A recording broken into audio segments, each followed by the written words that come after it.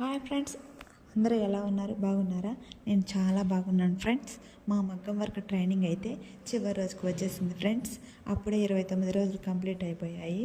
అందరం record work అయితే చేస్తున్నాము.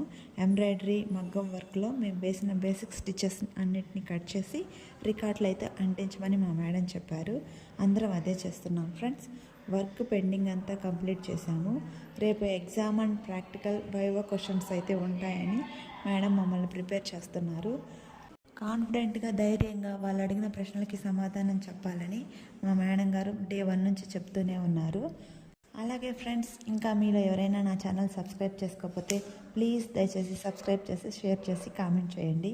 30 డేస్ ఎలా గడిచిపోతాయారా దేవుడా అని ఫస్ట్ నుంచి అయితే అనుకుంటున్నాం. ఇంత తొందరగా గడిచిపోతాయా అనుకోలేదు.